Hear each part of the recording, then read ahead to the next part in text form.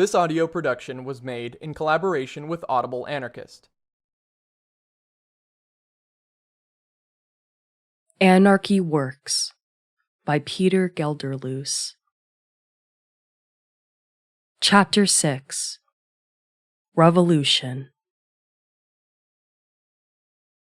To put an end to all coercive hierarchies and open space for organizing a horizontal, liberated society, people must overcome the repressive powers of the state, abolish all institutions of capitalism, patriarchy, and white supremacy, and create communities that organize themselves without new authorities. How could people organized horizontally possibly overcome the state? If anarchists believe in voluntary action and decentralized organization, how could they ever be strong enough to topple a government with a professional army? In fact, strong anarchist and anti-authoritarian movements have defeated armies and governments in a number of revolutions. Often this occurs in periods of economic crisis, when the state lacks vital resources, or political crisis, when the state has lost the illusion of legitimacy. The Soviet Revolution of 1917 did not begin as the authoritarian terror it became after Lenin and Trotsky hijacked it. It was a multiform rebellion against the Tsar and against capitalism. It included such diverse actors as socialist revolutionaries, Republicans, syndicalists, anarchists, and Bolsheviks. The Soviets themselves were spontaneous, non-party worker councils that organized along anti-authoritarian lines. The Bolsheviks gained control and ultimately suppressed the revolution by playing an effective political game that included co-opting or sabotaging the Soviets, taking over the military, manipulating and betraying allies, and negotiating with imperialist powers. The Bolsheviks adeptly established themselves as the new government, and their allies made the mistake of believing their revolutionary rhetoric. One of the first actions of the Bolshevik government was to sign a backstabbing peace treaty with the German and Austrian empires. To pull out of World War I and free up the army for domestic action, the Leninists ceded the imperialists a treasure trove of money and strategic resources, and bequeathed them the country of Ukraine without consulting the Ukrainians. Peasants in southern Ukraine rose up in revolt, and it was there that anarchism was strongest during the Soviet Revolution. The rebels called themselves the Revolutionary Insurgent Army. They were commonly described as Makhnovists, after Nestor Makhno, their most influential military strategist and a skilled anarchist organizer. Makhno had been released from prison after the revolution in February 1917, and he returned to his hometown to organize an anarchist militia to fight the occupying German and Austrian forces. As the insurrectionary anarchist army grew, it developed a more formal structure to allow for strategic coordination along several fronts, but it remained a volunteer militia based on peasant support.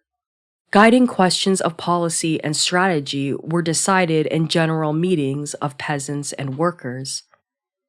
Aided rather than hindered by their flexible, participatory structure and strong support from the peasants, they liberated an area roughly 300 by 500 miles across, containing 7 million inhabitants, centered around the town of Guliai-Polye.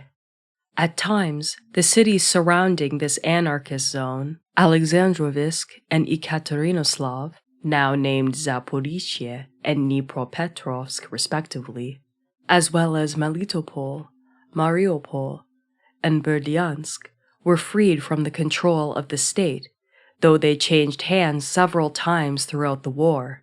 Self-organization along anarchist lines was deployed more consistently in the rural areas in these tumultuous years. In Guliai-Polye, the anarchists set up 3 secondary schools and gave money expropriated from banks to orphanages. Throughout the area, literacy increased among the peasants. In addition to taking on the Germans and Austrians, the anarchists also fought off the forces of nationalists who tried to subjugate the newly independent country under a homegrown Ukrainian government. They went on to hold the Southern Front against the armies of the White Russians, the aristocratic, pro-capitalist army funded and armed largely by the French and Americans, while their supposed allies, the Bolsheviks, withheld guns and ammunition and began purging anarchists to stop the spread of anarchism emanating from the Makhnovist territory. The White Russians eventually broke through the starved Southern Front and reconquered Guliai-Polye. Makhno retreated to the west, drawing off a large portion of the White armies, the remainder of which beat back the Red Army and advanced steadily towards Moscow. At the Battle of Pereganovka in western Ukraine, the anarchists obliterated the White Army pursuing them. Although they were outnumbered and outgunned, they carried the day by effectively executing a series of brilliant maneuvers developed by Makhno, who had no military education or expertise. The volunteer anarchist army raced back to Guliai-Polye, liberating the countryside and several major cities from the Whites. This sudden reversal cut off the supply lines of the armies that had almost reached Moscow, forcing them to retreat and saving the Russian Revolution. For another year, an anarchist society again flourished in and around Guliai-Polye, despite the efforts of Lenin and Trotsky to repress the anarchists there the way they had repressed them throughout Russia and the rest of Ukraine. When another white incursion under General Wrangel threatened the revolution, the Makhnovists again agreed to join the communists against the imperialists, despite the earlier betrayal. The anarchist contingent accepted a suicide mission to take out enemy gun positions on the Perekop Isthmus of Crimea. They succeeded in this and went on to capture the strategic city of Simferopol, again playing a crucial role in defeating the Whites. After the victory, the Bolsheviks surrounded and massacred most of the anarchist contingent and occupied Guliai-Polye and executed many influential anarchist organizers and fighters. Makhno and a few others escaped and confounded the massive Red Army with an effective campaign of guerrilla warfare for many months, even causing several major defections. In the end, however, the survivors decided to escape to the west.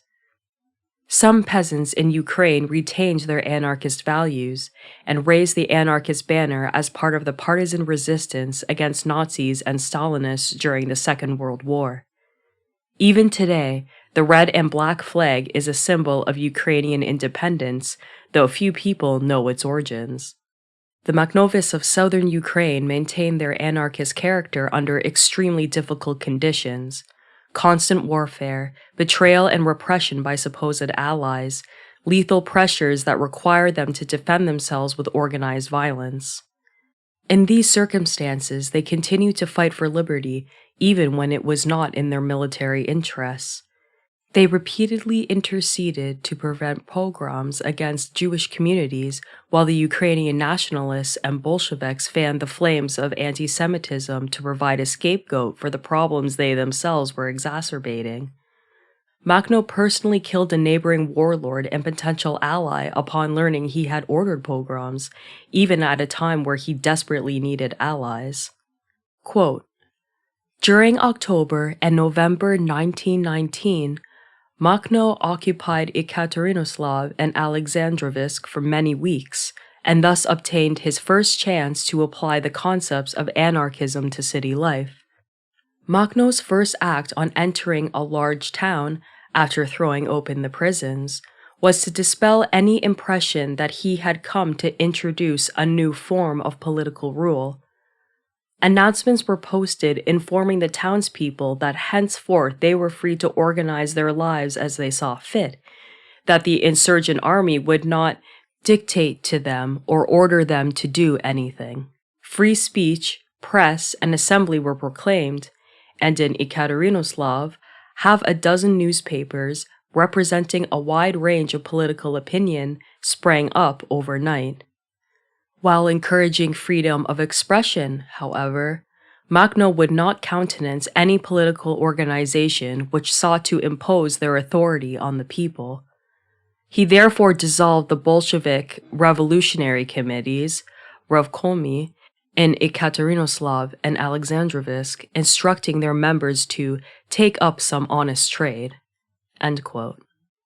The Makhnovists stuck to defending the region, leaving socio-economic organization to the individual towns and cities. This hands-off approach to others was matched by an internal emphasis on direct democracy. Officers were elected from within every subgroup of fighters, and they could be recalled by that same group. They were not saluted, they did not receive material privileges, and they could not lead from behind to avoid the risks of combat. In contrast, officers in the Red Army were appointed from above and received privileges and higher pay on the scale of the Tsarist army. In fact, the Bolsheviks had essentially taken over the structure and personnel of the Tsarist army after the October Revolution. They retained most of the officers but reformed into a people's army by adding political officers responsible for identifying counter-revolutionaries to be purged. They also adopted the imperialist practice of stationing soldiers far across the continent from their homes, in areas where they did not speak the language, so they would be more likely to obey orders to repress locals and less likely to desert. To be sure, the revolutionary insurgent army enforced a strict discipline, shooting suspected spies and those who abused the peasants for personal gain, such as embezzlers and rapists. The insurgents must have held many of the same powers over the civilian population as does any army. Among their many opportunities to abuse that power, some of them probably did. However, their relationship with the peasants was unique among the military powers. The Makhnovists could not survive without popular support, and during their lengthy guerrilla war against the Red Army, many peasants provided them with horses, food, lodging, medical help, and intelligence gathering. In fact, the peasants themselves provided the majority of the anarchist fighters. It is also debated how democratic the Makhnovist organizations were.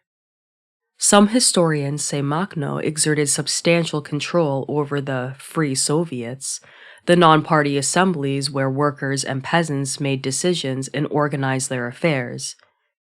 Even sympathetic historians relate anecdotes of Makhno bullying delegates he saw as counter-revolutionary in meetings. But one must weigh these against the many occasions Makhno refused positions of power, or the fact that he left the Military Revolutionary Soviet, the assembly that decided military policy for the peasant militias, in an attempt to save the movement from the Bolshevik repression. One criticism the Bolsheviks had of the Makhnovists was that their Military Revolutionary Soviet, the closest thing they could have to a dictatorial organization, wielded no real power. It was really just an advisory group, while individual workers' groups and peasant communities retained their autonomy. More charitable is the description by Soviet historian Kubanin, quote, "The supreme body of the insurgent army was its Military Revolutionary Soviet, elected at a General Assembly of all insurgents. Neither the overall command of the army nor Makhno himself truly ran the movement. They merely reflected the aspirations of the mass, acting as its ideological and technical agents." End quote. Another Soviet historian, Yefimov, says, quote, "No decision was ever taken by just one individual. All military matters were debated in common." End quote. Grossly outnumbered and outgunned, volunteer anarchist militias successfully defeated the armies of the Germans, the Austrians, the Ukrainian nationalists, and the White Russians. It took a professional army supplied by the world's greatest industrial powers and simultaneous betrayal by their allies to stop them. If they had known then what we know now, that authoritarian revolutionaries can be as tyrannical as capitalist governments, and Russian anarchists in Moscow and St. Petersburg had succeeded in preventing the Bolsheviks from hijacking the Russian Revolution, things might have turned out differently. Even more impressive than the example provided by the Makhnovis is the victory won by several indigenous nations in 1868. In a 2-year war, thousands of warriors from the Lakota and Cheyenne nations defeated the U.S. military and destroyed several army forts during what became known as Red Cloud's War. In 1866, the Lakota met with the U.S. government at Fort Laramie because the latter wanted permission to build a military trail through the Powder River County to facilitate the influx of white settlers who were seeking gold. The U.S. military had already defeated the Arapaho in its attempt to open the area for white settlers, but they had been unable to defeat the Lakota. During the negotiations, it became apparent that the U.S. government had already started the process of building military forts along this trail without even having secured permission for the trail itself. The Oglala Lakota war chief Red Cloud promised to resist any white attempts to occupy the area. Nonetheless, in the summer of 1866, the U.S. military began sending more troops to the region and constructing new forts. Cheyenne and Arapaho warriors following the direction of Red Cloud began a campaign of guerrilla resistance, effectively closing down the Bozeman Trail and harassing the troops stationed in the forts. The military sent down the order for an aggressive winter campaign, and on December 21st, when their wood train was attacked yet again, an army of about 100 U.S. soldiers decided to pursue. They met a decoy party, including the Oglala warrior Crazy Horse, and took the bait. The entire force was defeated and killed by a force of 1,000 to 3,000 warriors that waited in ambush. The commanding officer of the white soldiers was knifed to death in hand-to-hand combat. The Lakota left a young bugle boy who fought with just his bugle covered in a buffalo robe as a sign of honor. With such acts, the indigenous warriors demonstrated the possibility of a much more respectful form of warfare, in contrast with the white soldiers and settlers who often cut out fetuses from pregnant women and used the amputated genitals of unarmed victims as tobacco pouches. In the summer of 1867, U.S. troops with new repeating rifles fought the Lakota to a standstill in 2 battles, but they failed to carry out any successful offensives. In the end, they asked for peace talks, which Red Cloud said he would only grant if the new military forts were abandoned. The U.S. government agreed, and in the peace talks they recognized the rights of the Lakota to the Black Hills and Powder River country, a huge area currently occupied by the states of North Dakota, South Dakota, and Montana. During the war, the Lakota and Cheyenne organized without coercion or military discipline. But contrary to the typical dichotomies, their relative lack of hierarchy did not hamper their ability for organization. On the contrary, they held together during a brutal war on the basis of a collective, self-motivated discipline and varied forms of organization. In a Western army, the most important unit is the military police or the officer who walks behind the troops, pistol loaded and ready to shoot anyone who turns and runs. The Lakota and Cheyenne had no need for discipline imposed from above. They were fighting to defend their land and way of life, in groups bound by kinship and affinity. Some fighting groups were structured with a chain of command, while others operated in a more collective fashion, but all of them voluntarily rallied around individuals with the best organizational abilities, spiritual power, and combat experience. These war chiefs did not control those who followed them so much as inspire them. When morale was low or a fight looked hopeless, groups of warriors often went home, and they were always free to do so. If a chief declared war, he had to go, but no one else did. So a leader who could not convince anyone to follow him to war was engaging in an embarrassing and even suicidal venture. In contrast, politicians and generals in Western society frequently start unpopular wars, and they are never the ones to suffer the consequences.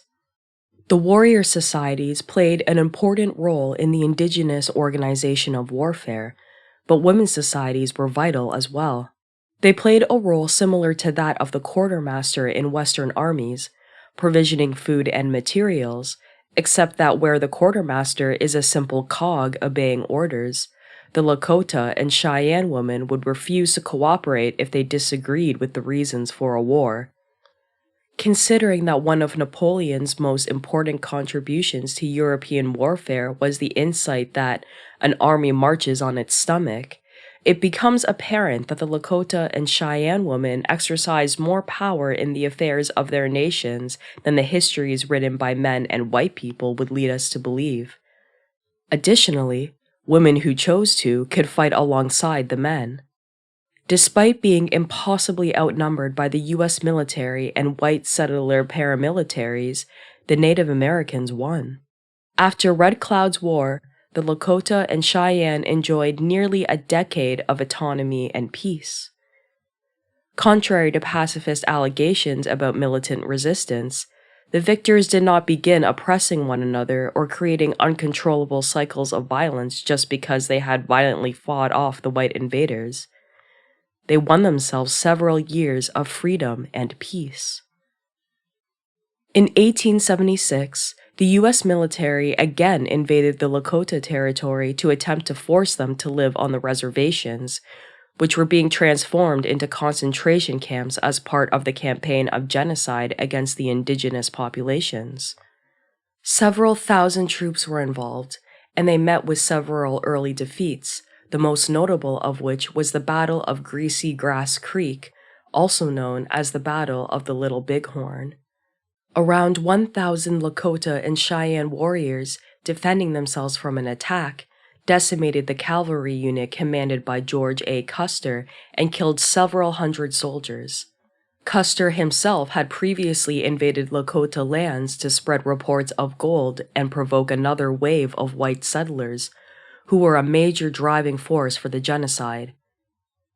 The settlers, aside from being an armed paramilitary force responsible for a large share of the encroachments and murders, provided a sufficient pretext for bringing in the military.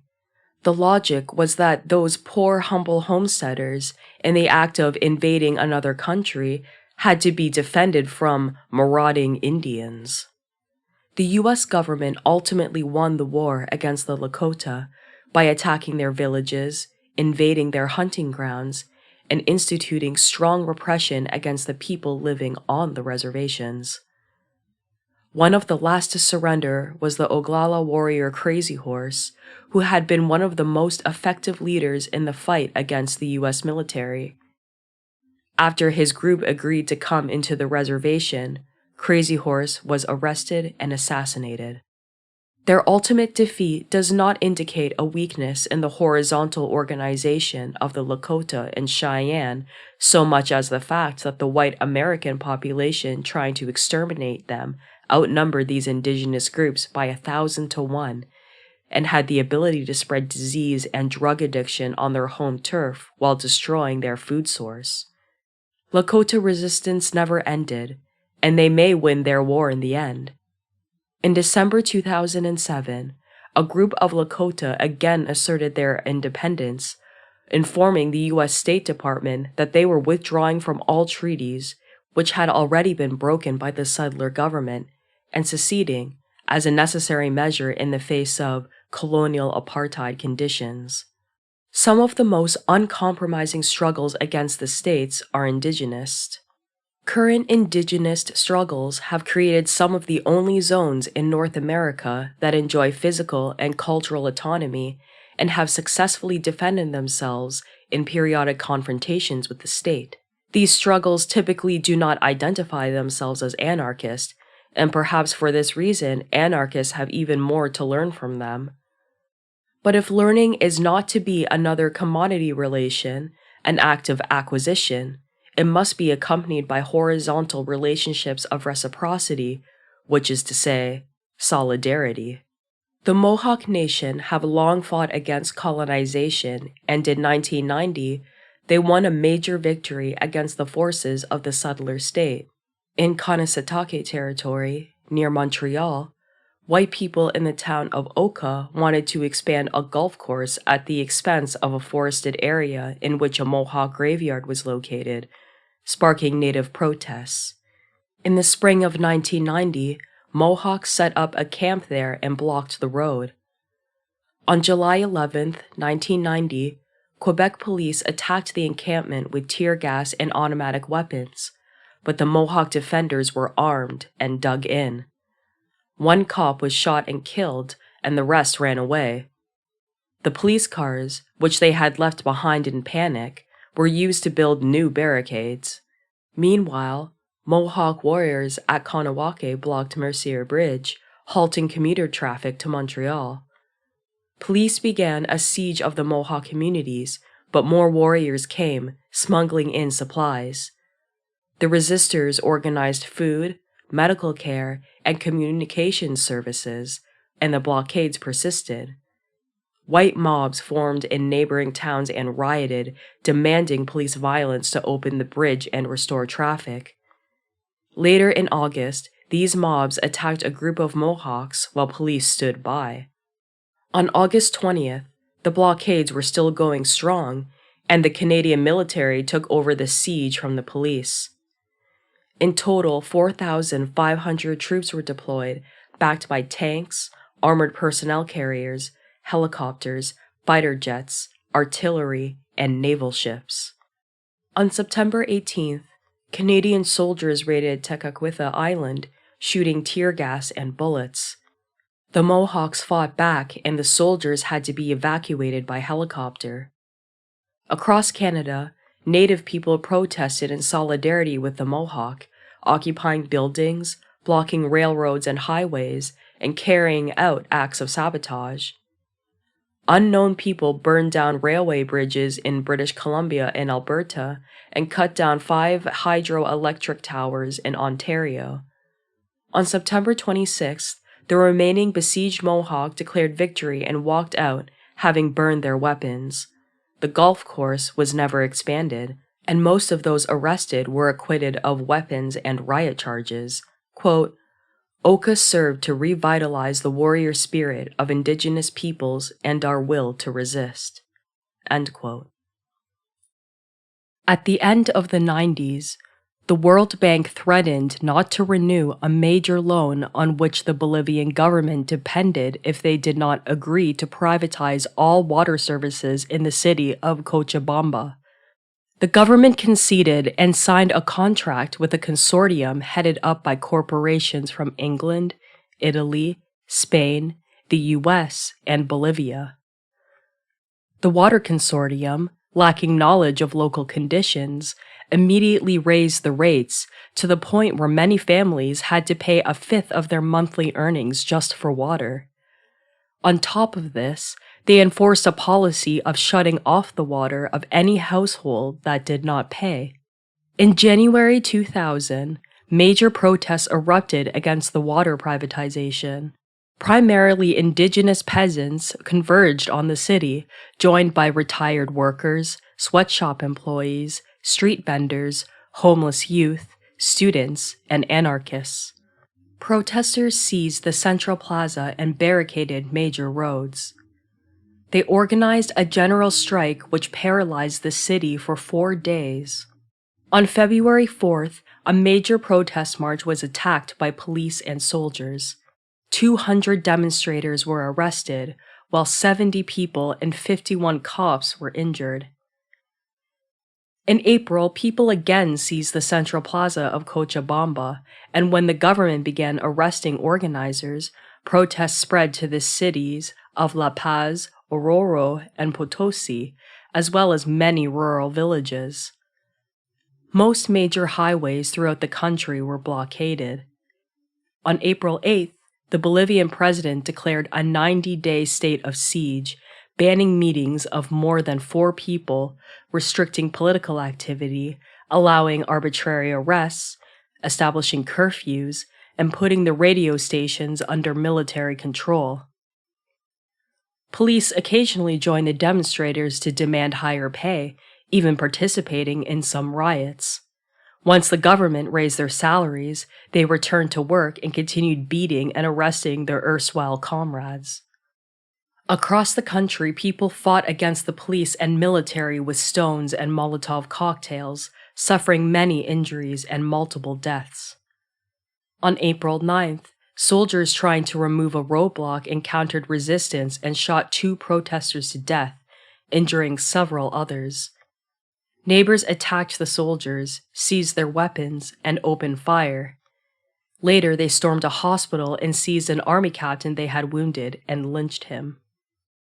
As violent protests only showed signs of growing despite, and often because of, repeated killings and violent repression by the police and military, the state canceled its contract with the Water Consortium, and on April 11th, annulled the law that had authorized the privatization of water in Cochabamba.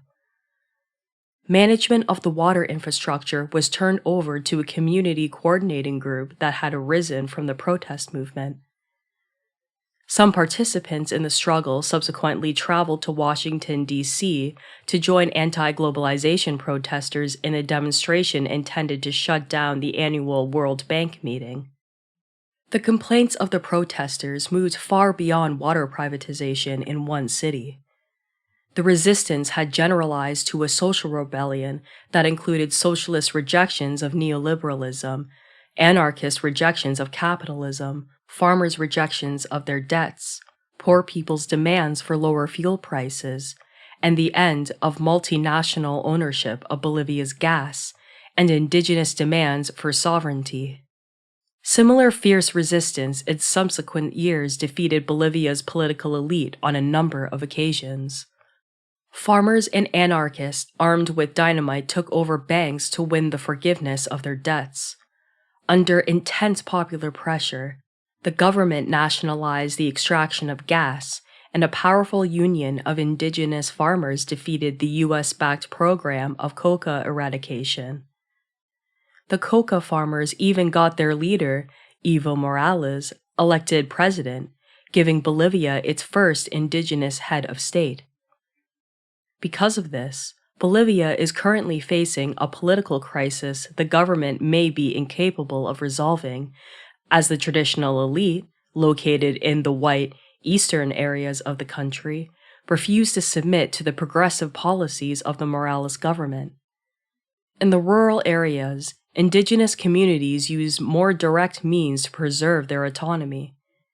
They continued blockading highways and sabotaged attempts of government control of their villages through daily acts of resistance. On no fewer than a dozen occasions, when a particular mayor or other government official proved especially intrusive or abusive, he would be lynched by the villagers. Decentralized resistance can defeat the government in an armed standoff. It can also overthrow governments. In 1997, government corruption and an economic collapse sparked a massive insurrection in Albania. In a matter of months, people armed themselves and forced the government and secret police to flee the country. They did not set up a new government or unite under a political party. Rather, they pushed out the state to create autonomous areas where they could organize their own lives. The rebellion spread spontaneously, without central leadership or even coordination. People across the country identified the state as their oppressor and attacked. Prisons were opened, and police stations and government buildings burned to the ground. People sought to meet their needs at the local level within pre-existing social networks. Unfortunately, they lacked a consciously anarchist or anti-authoritarian movement. Rejecting political solutions intuitively but not explicitly, they lacked an analysis that could identify all political parties as enemies by their nature. Consequently, the opposition Socialist Party was able to install itself in power though it took an occupation by thousands of European Union troops to pacify Albania completely. Even in the wealthiest countries of the world, anarchists and other rebels can defeat the state within a limited area, creating an autonomous zone in which new social relations can flourish. In 1980 to 81, the German Conservative Party lost power in Berlin after trying to forcefully crush the squatters' movement. The squatters occupied abandoned buildings as a struggle against gentrification and urban decay, or simply to provide themselves with free housing. Many squatters, known as autonomen, identified with an anti-capitalist, anti-authoritarian movement that saw these squats as bubbles of freedom in which to create the beginnings of a new society. In Berlin, the struggle was fiercest in the Kreuzberg neighborhood. In some areas, the majority of the residents were autonomen, dropouts, and immigrants. It was in many aspects an autonomous zone. Using the full might of the police, the city attempted to evict the squats and crush the movement, but the autonomen fought back. They defended their neighborhood with barricades, rocks, and Molotov cocktails and outmaneuvered the police in street fighting. They counterattacked by wreaking havoc in the financial and commercial districts of the city. The ruling party gave up in disgrace and the socialists took power. The latter employed a legalization strategy in an attempt to undermine the movement's autonomy, since they were unable to forcibly evict them. Meanwhile, the autonomen in Kreuzberg took measures to protect the neighborhood from drug pushers with a Fists Against Needles campaign. They also fought against gentrification, smashing up bourgeois restaurants and bars. In Hamburg, in 1986 and 1987, the police were stopped by the barricades of the autonomen when they attempted to evict the squads of Hafenstrasse. After losing several major street battles and suffering counterattacks, such as a coordinated arson attack against 13 department stores causing $10 million in damage, the mayor legalized the squats, which still stand and continue to be centers of cultural and political resistance as of this writing. In Copenhagen, Denmark, the autonomous youth movement went on the attack in 1986. At a time of militant squatting actions and sabotage attacks on Shell oil stations and other targets of anti-imperialist struggle, several hundred people rerouted their protest march by surprise and occupied Roosgade, a street in the neighborhood of Oosterbro. They built barricades and won neighborhood support and brought groceries to elderly neighbors blocked in by the barricades. For 9 days, the autonomen held the streets, defeating the police in several major battles. Free radio stations throughout Denmark helped mobilize support, including food and supplies. Finally, the government announced it would bring in military to clear the barricades. The youth at the barricades announced a press conference, but when the appointed morning came, they had all disappeared. 2 city negotiators wondered, quote, "Where did the BZers, occupation brigaders, go when they left? What did the town hall learn? It seems the act can start all over again anywhere at any time, even bigger, with the same participants." End quote. In 2002, Barcelona police attempted to evict Can Masdeu, a large squatted social center on a mountainside just outside the city. Can Masdeu was connected to the squatters movement, the environmental movement, and the local tradition of resistance.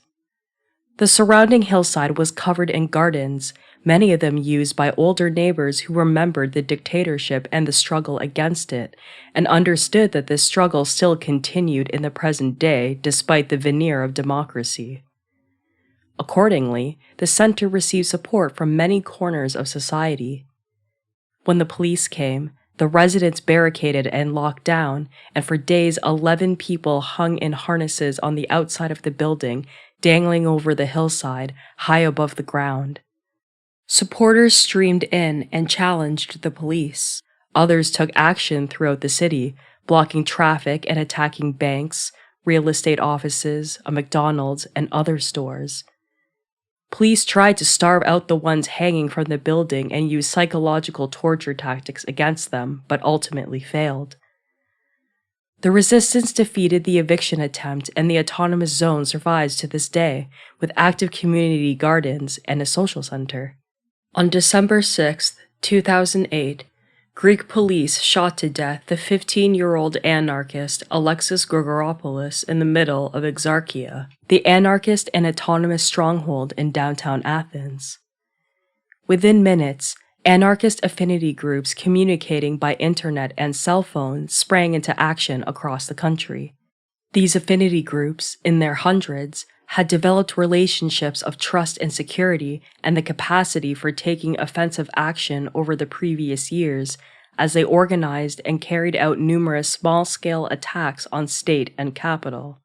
These attacks included simple graffiti actions, popular expropriations from supermarkets, Molotov attacks on police cars, and commissaries, and bomb attacks against the vehicles and offices of political parties, institutions, and corporations that had led the reaction against social movements, immigrants, workers, prisoners, and others. The continuity of actions created a background of fierce resistance that could come to the fore when Greek society was ready. Their rage over the murder of Alexis provided a rallying point for the anarchists, and they began attacking police all over the country before the police in many cities even knew what was happening. The force of the attack broke the illusion of social peace, and in subsequent days hundreds of thousands of other people came out into the streets to vent the rage they too harbored against the system. Immigrants, students, high school kids, workers, revolutionaries from the previous generation, old folks, all of Greek society came out and participated in a diversity of actions. They fought against the police and won, winning the power to transform their cities. Luxury shops and government buildings were smashed and burned to the ground. Schools, radio stations, theaters, and other buildings were occupied. Their mourning turned into celebration as people set fires and commemorated the burning away of the old world with parties in the streets. The police responded in force, injuring and arresting hundreds of people and filling the air with tear gas. The people defended themselves with more fires, burning down everything they hated and producing thick clouds of black smoke that neutralized the tear gas. On the days when people started to go home, perhaps to return to normality, the anarchists kept the riots going so that there could be no doubt that the streets belonged to the people and a new world was within their reach. Amidst all the graffiti that appeared on the walls was the promise, "We are an image from the future." The riots went on for 2 weeks straight. The police had long lost all semblance of control and had run out of tear gas. In the end, people went home out of sheer physical exhaustion, but they did not stop. Attacks continued, and huge parts of Greek society began participating in creative actions as well. Greek society had been transformed. All the symbols of capitalism and government were proven to provoke the scorn of the masses. The state had lost its legitimacy, and the media was reduced to repeating the transparent lie, "These riders simply don't know what they want." The anarchist movement won respect throughout the country and inspired the new generation. The riots subsided, but the actions continued. As of this writing, people throughout Greece continue occupying buildings, starting social centers, protesting, attacking, evaluating their strategies, and holding massive assemblies to determine the direction of their struggle. Democratic states still entertain the option of calling in the military when their police forces cannot maintain order, and occasionally do so in even the most progressive countries. But this choice opens dangerous possibilities as well. The dissidents may also take up arms. If the struggle continues to gain popularity, more and more people will see the government as an occupying force. In an extreme case, the military may mutiny and the struggle spread.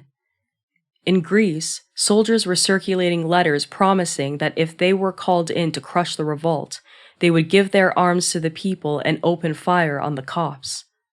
Military intervention is an unavoidable stage of any struggle to overthrow the state.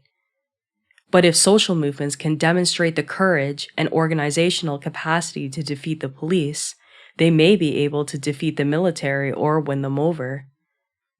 Thanks to the rhetoric of democratic governments, soldiers today are much less prepared psychologically to repress local uprisings as brutally as they would in a foreign country. Because of the globally integrated nature of the system, states and other institutions of power are mutually reinforcing and thus stronger up to a certain point. But beyond that point, they are all weaker and vulnerable to collapse on a global scale like never before in history. Political crisis in China could destroy the US economy and send other dominoes falling as well. We have not yet reached the point at which we can overthrow the global power structure, but it is significant that in specific contests the state is often unable to crush us, and bubbles of autonomy exist alongside the system that purports to be universal and without alternatives. Governments are overthrown every year. The system has still not been abolished because the victors of such struggles have always been co-opted and reincorporated into global capitalism. But if explicitly anti-authoritarian movements can take the initiative in popular resistance, this is a hopeful sign for the future. How do we know revolutionaries won't become new authorities? It is not inevitable for revolutionaries to become the new dictators, especially if their primary goal is the abolition of all coercive authority. Revolutions throughout the 20th century created new totalitarian systems, but all of these were led or hijacked by political parties, none of which denounced authoritarianism. On the contrary, a great many of them promised to create a dictatorship of the proletariat or a nationalist government. Political parties, after all, are inherently authoritarian institutions. Even in the rare case that they legitimately come from disempowered constituencies and build internally democratic structures, they still must negotiate with existing authorities to gain influence, and their ultimate objective is to gain control over a centralized power structure. For political parties to gain power through the parliamentary process, they must set aside whatever egalitarian principles and revolutionary goals they might have had and cooperate with pre-existing arrangements of power, the needs of capitalist, imperialist wars, and so on. This sad process was demonstrated by social democratic parties around the world, from Labour in the UK to the Communist Party in Italy, and more recently by the Green Party in Germany or the Workers' Party in Brazil.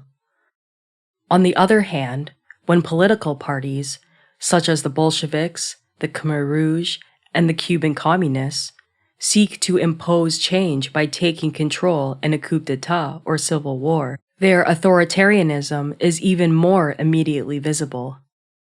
However, expressly anti-authoritarian revolutionaries have a history of destroying power rather than taking it. None of their uprisings have been perfect, but they do provide hope for the future and lessons on how an anarchist revolution could be achieved. While authoritarianism is always a danger, it is not an inevitable outcome of struggle. In 2001, following years of discrimination and brutality, the Amharic Berber inhabitants of Kabylia, a region of Algeria, rose up against the predominantly Arab government. The trigger to the uprising came on the 18th of April when the gendarmerie killed a local youth and later subjected a number of students to arbitrary arrest, though the resulting movement clearly demonstrated itself to be much broader than a reaction against police brutality. Starting April 21st, people fought with the gendarmerie, burned down police stations, government buildings, and offices of opposition political parties. Noting that the offices of government social services were not spared, domestic intellectuals and journalists, as well as leftists in France, paternalistically admonished that the misguided rioters were destroying their own neighborhoods, omitting out of hypocrisy or ignorance the fact that social services in poor regions serve the same function as the police, only that they perform the softer part of the job. The riots generalized into insurrection, and the people of Kabylia soon achieved one of their main demands: the removal of the gendarmerie from the region. Many police stations that were not burnt down outright were besieged and had their supply lines cut off so that the gendarmerie had to go out in force on raiding missions just to supply themselves. In the first months, police killed over 100 people and wounded thousands, but the insurgents did not back down. Due to the fierceness of the resistance rather than the generosity of the government, Kabylia was still off limits to the gendarmerie as of 2006. The movement was soon organizing the liberated region along traditional and anti-authoritarian lines. The communities resurrected the Amazigh tradition of the Ark, or the Aruk in plural, a popular assembly for self-organization. Kabylia benefited from a deep-rooted anti-authoritarian culture. During the French colonization, the region was the home to frequent uprisings and daily resistance to government administration. Quote, in 1948, a village assembly, for example, formally prohibited communication with the government about community affairs. Passing information to any authority, be it about the morality of another citizen, be it about tax figures, will be sanctioned with a fine of 10,000 francs. It is the most grave type of fine that exists. The mayor and the rural guard are not excluded. And when the current movement began to organize committees of neighborhoods and villages, one delegate from the Ark of Eight Genid declared to demonstrate that at least the memory of this tradition had not been lost. Before, when the Tajmat took charge of the resolution of a conflict between people, they punished the thief or the fraudster. It wasn't necessary to go to the tribunal. In fact, it was shameful. End quote. Starting from April 20th, delegates from 43 cities in the sub-prefecture of Beni Douala and Kabylia were coordinating the call for a general strike as people in many villages and neighborhoods organized assemblies and coordinations. On the 10th of May, delegates from the different assemblies and coordinations throughout Beni Douala met to formulate demands and organize the movement. The press, demonstrating the role they would play throughout the insurrection, published a false announcement saying the meeting was canceled, but still a large number of delegates came together, predominantly from the wilaya, or district, of Tizi Ouzou. They kicked out a mayor who tried to participate in the meetings. Here, we don't need a mayor or any other representative of the state, said one delegate. Delegates from the Aruk kept meeting and created an inter-wilaya coordination. On the 11th of June, they met in El Ksur.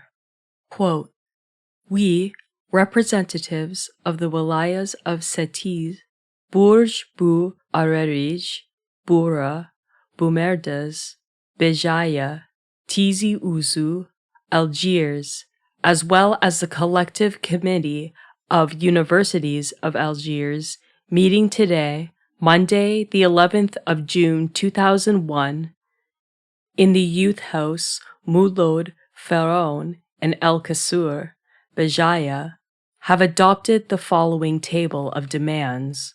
For the state to urgently take responsibility for all the injured victims and the families of the martyrs of the repression during these events. For the trial by civil tribunal of the authors, instigators, and accomplices of these crimes and their expulsion from the security forces and from public office.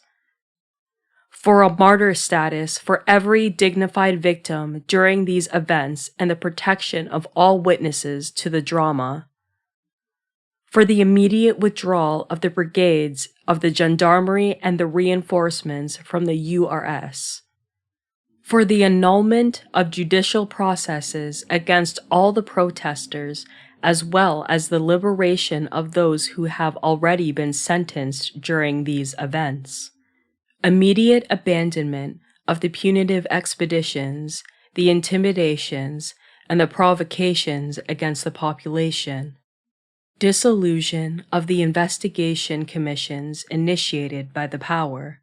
Satisfaction of the Amazigh claims in all their dimensions of identity, civilization, language, and culture, without referendum and without conditions, and the declaration of Tamazighs as a national and official language. For a state that guarantees all socio-economic rights and all democratic liberties, against the policies of underdevelopment, pauperization, and miserabilization of the Algerian people, placing all the executive functions of the state, including the security forces, under the effective authority of democratically elected bodies. For an urgent socio-economic plan for all of Kabylia. Against the Temikranit, roughly, the arbitrariness of power, and all forms of injustice and exclusion. For a case-by-case reconsideration of the regional exams for all students who did not pass them. Installment of unemployment benefits for everyone who makes less than 50% of the minimum wage. We demand an official, urgent, and public reply to this table of demands. Ulek sma ulek. The struggle continues. End quote. On June 14th, hundreds of thousands went to march on Algiers to present these demands, but they were preemptively waylaid and dispersed through heavy police action.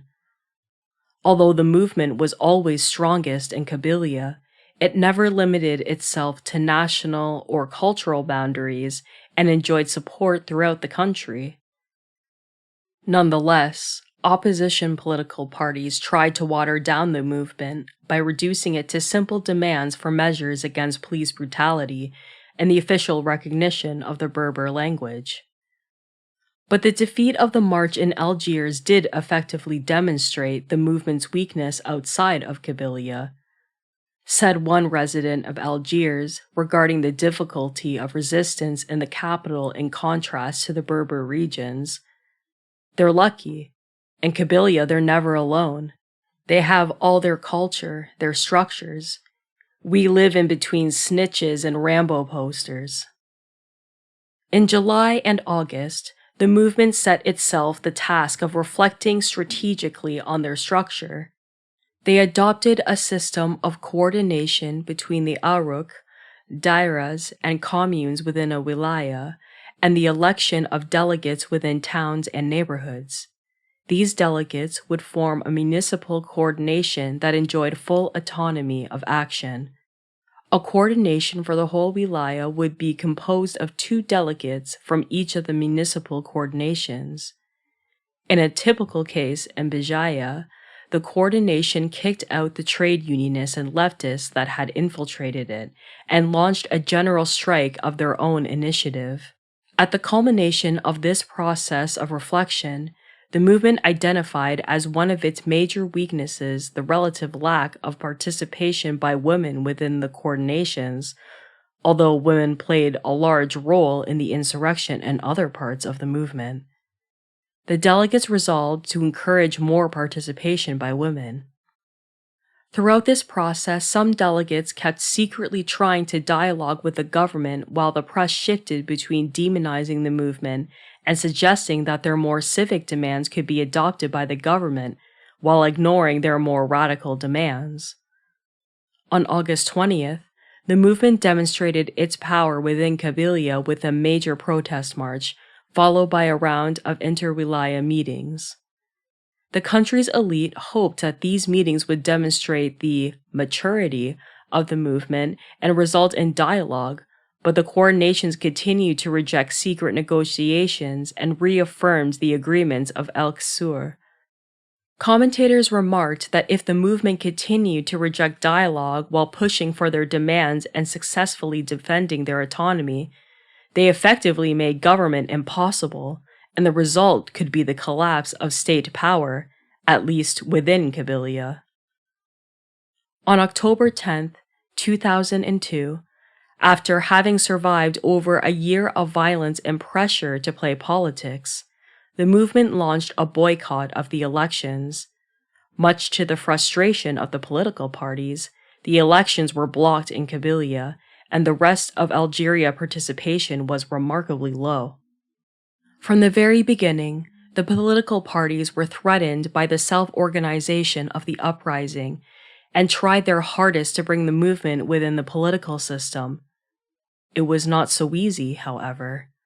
Early on, the movement adopted a code of honor that all the coordination delegates had to swear to. The code stated, quote, "The delegates of the movement promise to respect the terms enunciated in the chapter of directing principles in the coordinations of Aruk, Dairas, and communes. Honor the blood of the martyrs following the struggle until the completion of its objectives and not using their memory for lucrative or partisan ends.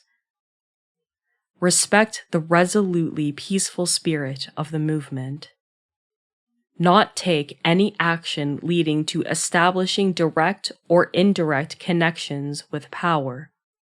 Not use the movement for partisan ends or drag it into electoral competitions or attempts to take power.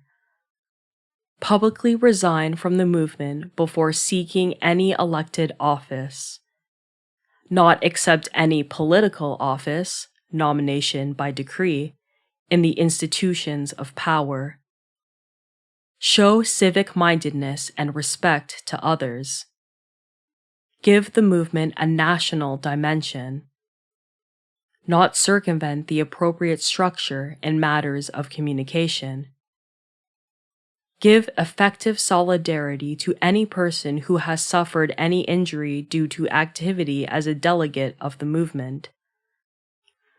Note: any delegate who violates this code of honor will be publicly denounced." End quote. And, in fact, delegates who broke this pledge were ostracized and even attacked. The pressure of recuperation continued. Anonymous committees and councils began issuing press releases denouncing the spiral of violence of the youth and the poor political calculations of those who continue loudly parasiting the public debate and silencing the good citizens. Later, this particular council clarified that these good citizens were, quote, "all the scientific and political personages of the municipality capable of giving sense and consistency to the movement." End quote. In the following years, the weakening of the movement's anti-authoritarian character has demonstrated a major obstacle to libertarian insurrections that win a bubble of autonomy, not an inevitable creeping authoritarianism, but constant international pressure on the movement to institutionalize. In Kabylia, much of that pressure came from European NGOs and international agencies who claimed to work for peace. They demanded that the ARC coordinations adopt peaceful tactics, give up their boycott of politics, and field candidates for election. Since then, the movement has split. Many ARC delegates and elders who appointed themselves leaders have entered the political arena, where their main objective is to rewrite the Algerian constitution to institute democratic reforms and end the present dictatorship.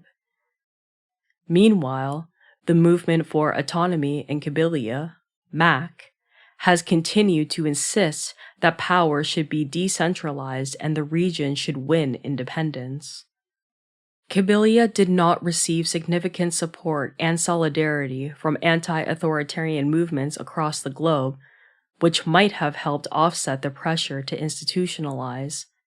Part of this is due to the isolation and Eurocentrism of many of these movements. At the same time, the movement itself restricted its scope to state boundaries and lacked an explicitly revolutionary ideology. Taken on its own, the civic-mindedness and emphasis of autonomy found within Amazigh culture is clearly anti-authoritarian, but in a contest with the state, it gives rise to a number of ambiguities. The movement demands, if fully realized, would have made government impractical, and thus they were revolutionary.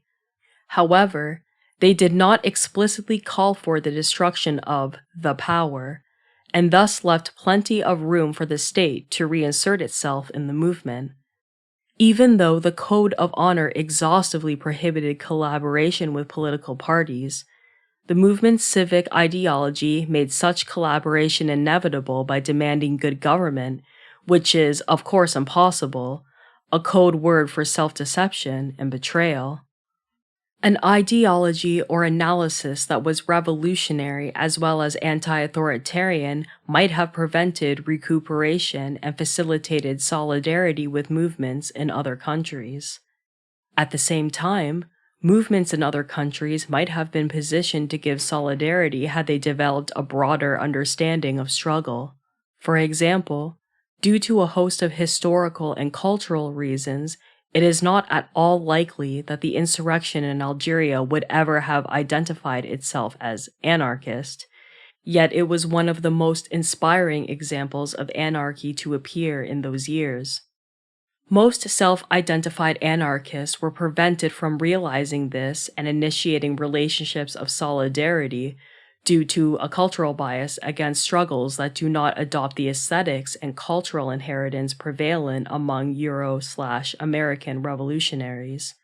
The historic experiments in collectivization and anarchist communism that took place in Spain in 1936 and 1937 could only happen because anarchists had been preparing themselves to defeat the military in an armed insurrection, and when the fascists launched their coup, they were able to defeat them militarily throughout much of the country.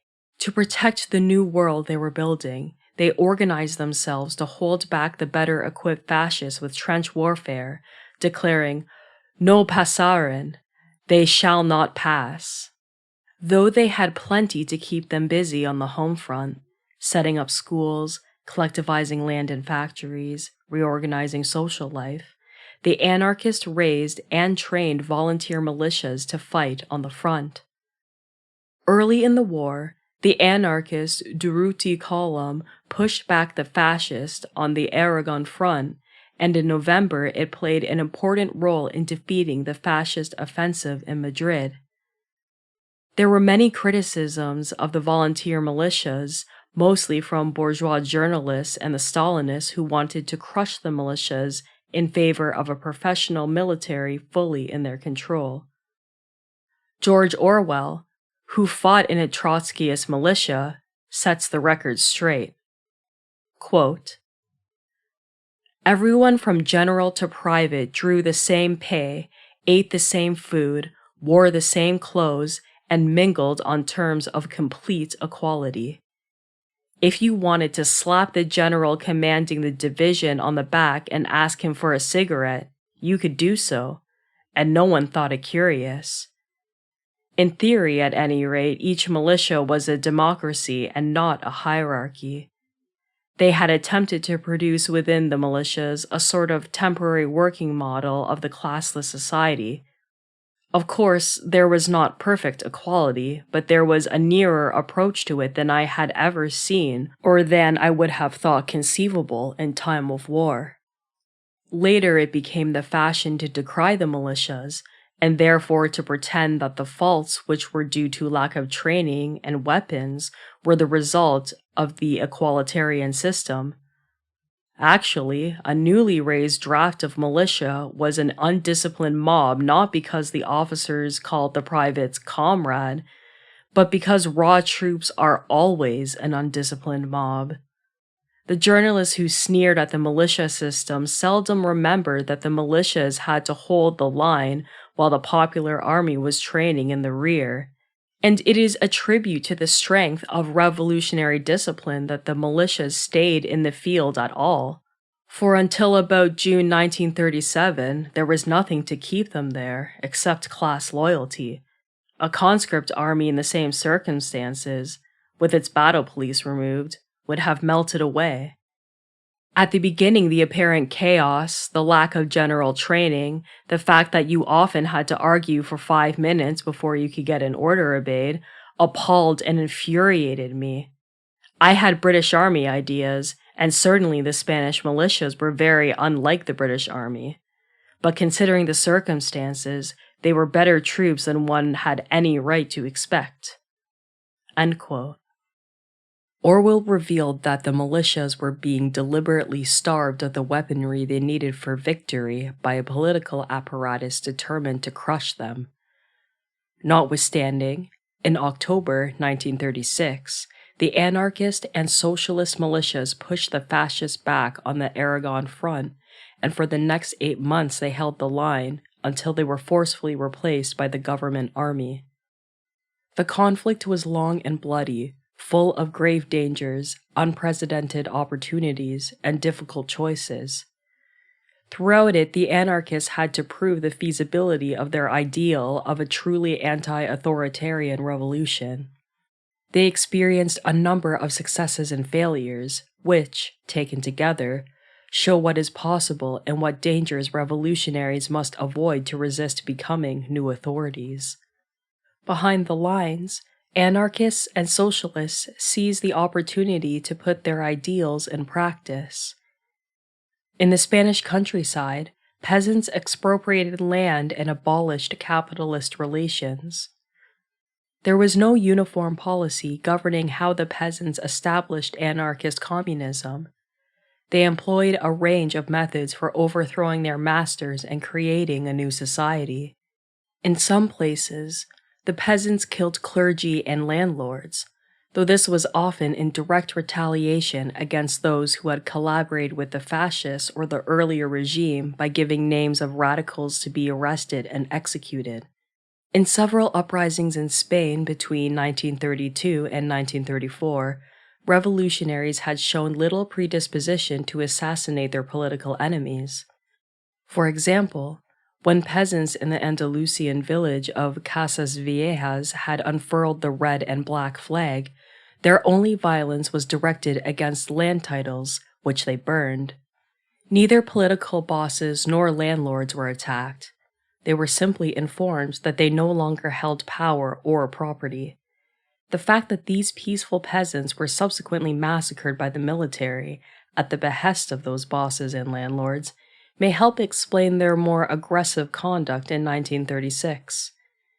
And the church in Spain was very much a pro-fascist institution. The priests had long been the purveyors of abusive forms of education and the defenders of patriotism, patriarchy, and the divine rights of the landlords. When Franco launched his coup, many priests acted as fascist paramilitaries. There had been a long-running debate in anarchist circles about whether fighting capitalism as a system necessitated attacking specific individuals in power, apart from situations of self-defense. The fact that those in power, once shown mercy, turned right around and gave names to the firing squads to punish the rebels and discourage future uprisings underscored the argument that elites are not just innocently playing a role within an impersonal system, but that they specifically involve themselves in waging war against the oppressed. Thus, the killings carried out by the Spanish anarchists and peasants were not signs of an authoritarianism inherent in revolutionary struggle, so much as an intentional strategy with a dangerous conflict. The contemporaneous behavior of the Stalinists, who had established a secret police force to torture and execute their erstwhile comrades, demonstrates how low people can sink when they think they're fighting for a just cause. But the contrasting example offered by anarchists and other socialists proves that such behavior is not inevitable. A demonstration of the absence of authoritarianism among the anarchists can be seen in the fact that those same peasants who liberated themselves violently did not force individualistic peasants to collectivize their lands along with the rest of the community. In most of the villages surveyed in anarchist areas, collectives and individual holdings existed side by side. In the worst scenario, where an anti-collective peasant held territory dividing peasants who did want to join their lands, the majority sometimes asked the individualist peasant to trade his land for land elsewhere, so the other peasants could pool their efforts to form a collective. In one documented example, the collectivizing peasants offered the individual landholder land of better quality in order to ensure a consensual resolution. In the cities and within the structures of the CNT, the anarchist labor union with over 1 million members, the situation was more complicated. After defense groups prepared by the CNT and FAI, the Iberian Anarchist Federation, defeated the fascist uprising in Catalonia and seized weapons from the armory, the CNT rank and file spontaneously organized factory councils, neighborhood assemblies, and other organizations capable of coordinating economic life. What's more, they did so in a non-partisan way, working with other workers of all political persuasions. Even though the anarchists were the strongest force in Catalonia, they demonstrated little desire to repress other groups, in stark contrast to the Communist Party, the Trotskyists, and the Catalan nationalists. The problem came from the CNT delegates. The union had failed to structure itself in a way that prevented its becoming institutionalized. Delegates to the regional and national committees could not be recalled if they failed to perform as desired. There was no custom to prevent the same people from maintaining constant positions on these higher committees, and negotiations or decisions made by higher committees did not always have to be ratified by the entire membership. Furthermore, principled anarchist militants consistently refused the top positions in the Confederation, while intellectuals focused on abstract theories and economic planning gravitated to these central committees. Thus, at the time of the revolution in July 1936, the CNT had an established leadership, and this leadership was isolated from the actual movement. Anarchists such as Stuart Christie and veterans of the Libertarian Youth Group that went on to participate in the guerrilla struggle against the fascists during the following decades have argued that these dynamics separated the de facto leadership of the CNT from the rank and file and brought them closer to the professional politicians. Thus, in Catalonia, when they were invited to participate in an anti-fascist popular front along with the authoritarian socialist and Republican parties, they obliged. To them, this was a gesture of pluralism and solidarity, as well as a means of self-defense against the threat posed by fascism. Their estrangement from the base prevented them from realizing that the power was no longer in the government buildings. It was already in the street and wherever workers were spontaneously taking over their factories. Ignorant of this, they actually impeded social revolution, discouraging the armed masses from pursuing the full realization of anarchist communism for fear of upsetting their new allies. In any case, anarchists in this period faced extremely difficult decisions. The representatives were caught between advancing fascism and treacherous allies, while those in the streets had to choose between accepting the dubious decisions of a self-appointed leadership or splitting the movement by being overly critical. But despite the sudden power gained by the CNT, they were the dominant organized political force in Catalonia and a major force in other provinces. Both the leadership and the base acted in a cooperative rather than a power-hungry manner. For example, in the anti-fascist committees proposed by the Catalan government, They allowed themselves to be put on an equal footing with the comparatively weak Socialist Labor Union and the Catalan Nationalist Party. One of the chief reasons the CNT leadership gave for collaborating with the authoritarian parties was that abolishing the government in Catalonia would be tantamount to imposing an anarchist dictatorship.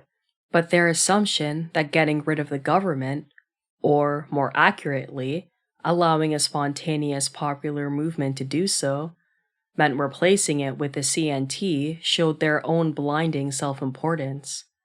They failed to grasp that the working class was developing new organizational forms, such as factory councils, that might flourish best by transcending pre-existing institutions, whether the CNT or the government, rather than being absorbed into them. The CNT leadership, quote, failed to realize how powerful the popular movement was, and that their role as union spokesmen was now inimical to the course of the revolution. End quote. Rather than painting a rosy picture of history, we should recognize that these examples show that navigating the tension between effectiveness and authoritarianism is not easy, but it is possible.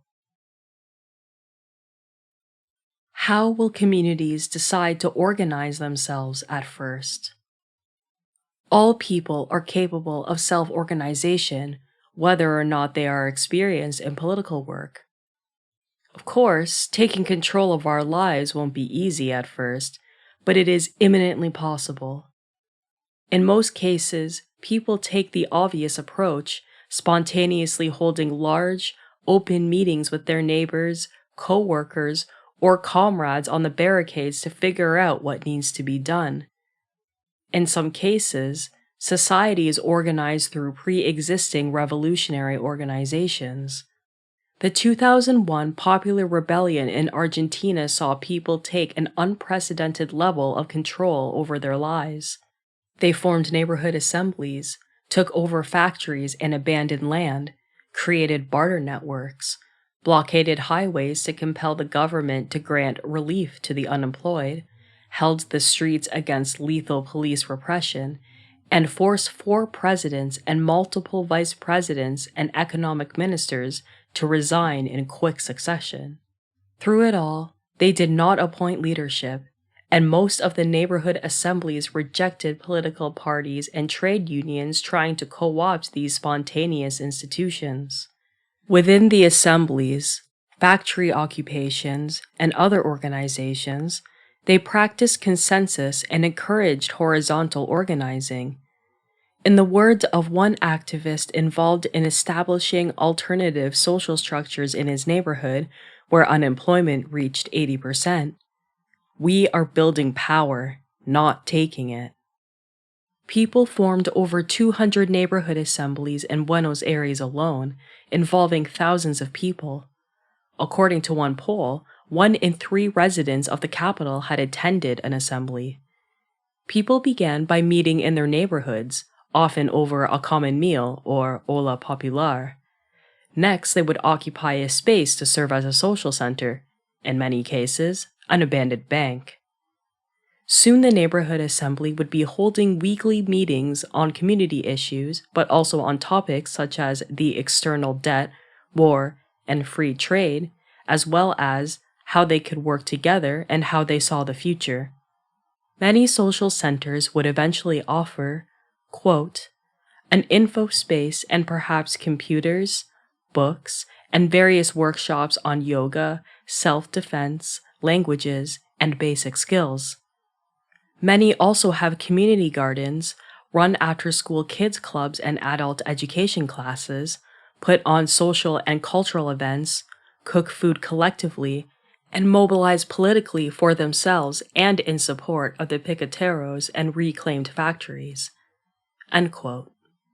The assembly set up working groups, such as healthcare and alternative media committees, that held additional meetings involving people the most interested in those projects.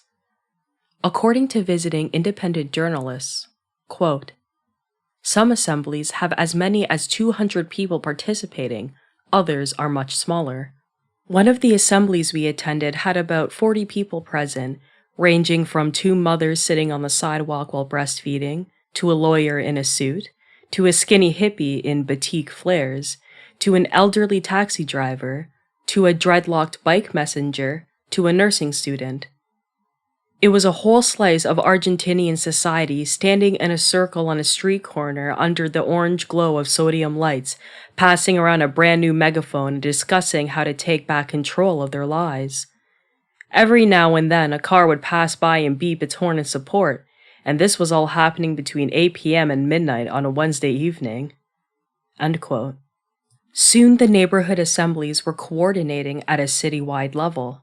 Once a week, the assemblies sent spokespeople to the interbarrio plenary, which brought together thousands of people from across the city to propose joint projects and protest plans.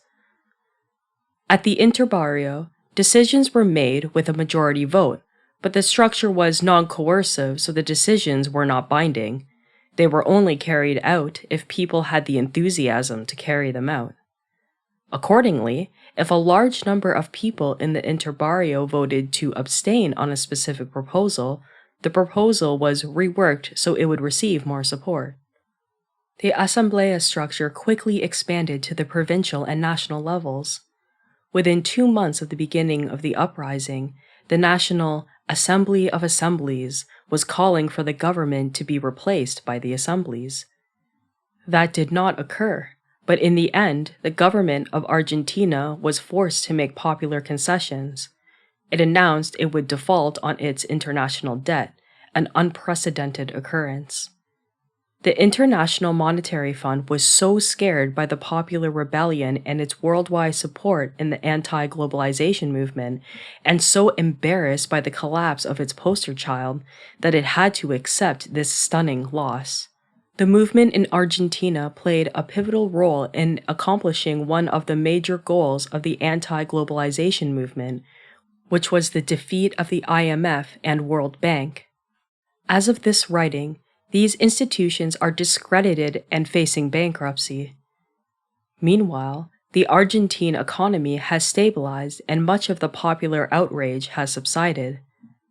Still, some of the assemblies that made a vital niche in the uprising continue to operate 7 years later. The next time the conflict comes to the surface, these assemblies will remain in the collective memory as the seeds of a future society. The city of Gwangju, or Gwangju, in South Korea, liberated itself for 6 days in May 1980 after student and worker protests against the military dictatorship escalated in response to declarations of martial law. Protesters burned down the government television station and seized weapons, quickly organizing a citizen army that forced out police and military. As in other urban rebellions, including those in Paris in 1848 and 1968, in Budapest in 1919, and in Beijing in 1989, students and workers in Gwangju quickly formed open assemblies to organize life in the city and communicate with the outside world. Participants in the uprising tell of a complex organizational system developed spontaneously in a short period of time, and without the leaders of the main student groups and protest organizations who had already been arrested. Their system included a citizens' army, a situation center, a citizen student committee, a planning board, and departments for local defense, investigation, information, public services, burial of the dead, and other services. It took a full-scale invasion by special units of the Korean military with U.S. support to crush the rebellion and prevent it from spreading. Several hundred people were killed in the process. Even its enemies described the armed resistance as fierce and well-organized. The combination of spontaneous organization, open assemblies, and committees with a specific organizational focus left a deep impression, showing how quickly a society can change itself once it breaks with the habit of obedience to the government. In the Hungarian Revolution of 1956, State power collapsed after masses of student protesters armed themselves. Much of the country fell into the hands of the people, who had to reorganize the economy and quickly form militias to repel Soviet invasion. Initially, each city organized itself spontaneously, but the forms of organization that arose were very similar, perhaps because they developed in the same cultural and political context. Hungarian anarchists were influential in the new revolutionary councils, which federated to coordinate defense, and they took part in the workers' councils that took over the factories and mines. In Budapest, old politicians formed a new government and tried to harness these autonomous councils into a multi-party democracy, but the influence of the government did not extend beyond the capital city in the days before the second Soviet invasion succeeded in crushing the uprising. Hungary did not have a large anarchist movement at the time, but the popularity of the various councils shows how contagious anarchistic ideas are once people decide to organize themselves. And their ability to keep the country running and defeat the first invasion of the Red Army shows the effectiveness of these organizational forms. There was no need for a complex institutional blueprint to be in place before people left their authoritarian government behind. All they needed was the determination to come together in open meetings to decide their futures, and the trust in themselves that they can make it work, even if at first it was unclear how. How will reparations for past oppressions be worked out? If government and capitalism disappeared overnight, people would still be divided.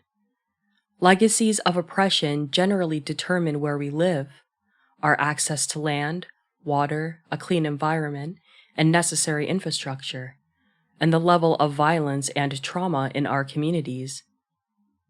People are accorded vastly differing degrees of social privilege according to skin color, gender, citizenship, economic class, and other factors.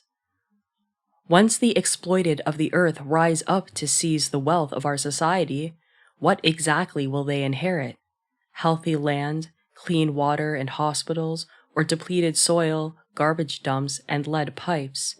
It depends largely on their skin color and nationality. An essential part of an anarchist revolution is global solidarity. Solidarity is the polar opposite of charity. It does not depend on an inequality between giver and receiver. Like all good things in life, solidarity is shared, thus it destroys the categories of giver and receiver and neither ignores nor validates whatever unequal power dynamics may exist between the two.